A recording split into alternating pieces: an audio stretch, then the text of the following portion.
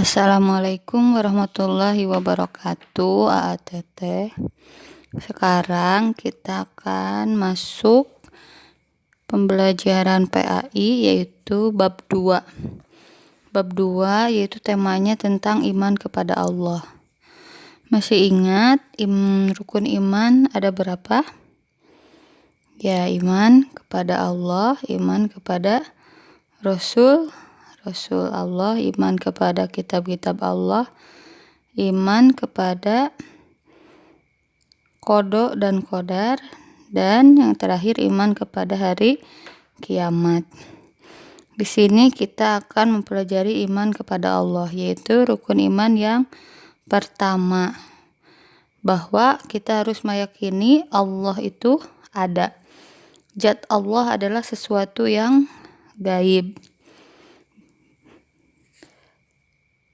Ada sebuah hadis yang menceritakan ada suatu kaum yang memikirkan tentang zat Allah, maka Nabi bersabda, pikirkanlah tentang ciptaan Allah dan jangan pikirkan tentang zat Allah, karena sesungguhnya tidak akan mampu melakukannya. Jadi untuk meyakini adanya Allah, kita bisa melihat di alam sekitar kita, kita bisa melihat gunung, melihat sungai, melihat pohon-pohon, maka kita akan meyakini bahwa Allah itu ada, karena Allah adalah Sang Pencipta alam semesta. Kemudian kita harus memiliki sikap sebagai implementasi iman kepada Allah, yaitu yang pertama, kita mempercayai adanya Allah Subhanahu wa Ta'ala secara umum atau garis besar, atau disebut juga ijmali. Maksudnya kita percaya bahwa Allah itu ada, Dia Maha Pencipta, Maha Pengatur, Maha Sempurna, Maha Kuasa, hanya Dialah Tuhan yang pantas disembah oleh kita semua.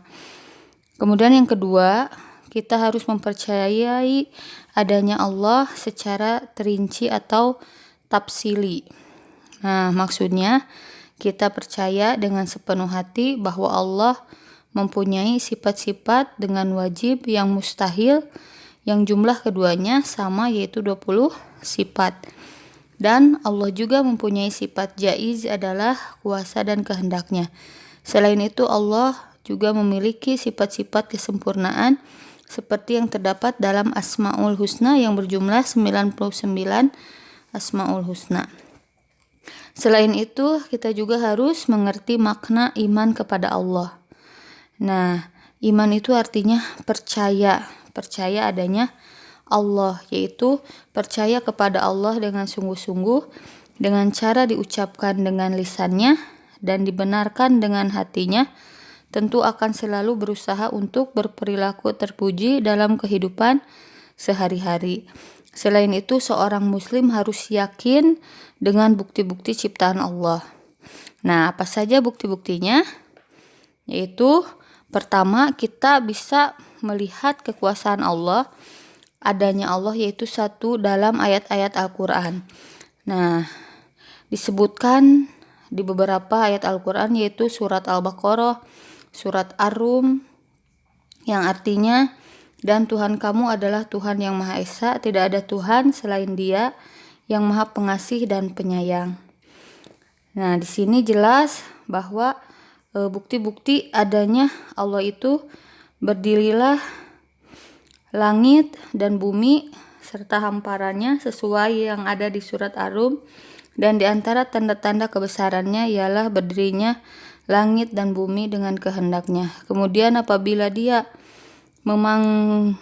memanggil kamu sekali panggil dari bumi, seketika itu kamu keluar dari kubur. Nah, bukti yang kedua, kita meyakini adanya Allah, yaitu kejadian alam semesta.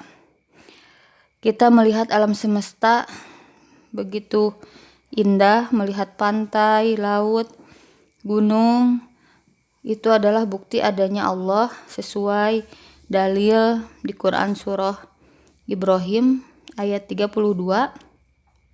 Allah lah yang telah menciptakan langit dan bumi dan menurunkan air hujan dari langit, kemudian dengan air hujan itu Dia mengeluarkan berbagai buah-buahan sebagai rejeki untukmu, dan Dia telah menundukkan kapal bagimu agar berlayar di lautan dengan kehendaknya, dan Dia telah menundukkan sungai-sungai bagimu. Nah, sedangkan yang poin terakhir, yaitu bukti kita beriman, meyakini adanya Allah, yaitu kejadian manusia. Kita harus meyakini bahwa Allah itu ada dengan melihat bukti-bukti ciptaannya. Kita dibedakan dengan makhluk lain, yaitu hewan dan manusia. Itu adalah bukti keagungan Allah sesuai di surat Al-Mu'minun ayat 12-14. Dan sungguh kami telah menciptakan manusia dari saripati berasal dari tanah, kemudian kami menjadikan air mani yang disimpan dalam tempat yang kokoh, yaitu rahim. Kemudian air mani itu kami jadikan sesuatu yang melekat, lalu sesuatu yang melekat itu kami jadikan segumpal daging, dan segumpal daging itu kami jadikan tulang belulang. Lalu tulang belulang itu kami bungkus dengan daging, kemudian kami menjadikan makhluk yang berbentuk lain. Maha suci Allah, pencipta yang paling baik. Jadi manusia adalah salah satu bukti bahwa adanya Allah. Tidak ada manusia yang tiba-tiba muncul tanpa penciptanya. Jadi manusia adalah makhluk yang paling mulia di sisi Allah dibandingkan makhluk yang lain. Oke, hanya semoga apa yang Ibu sampaikan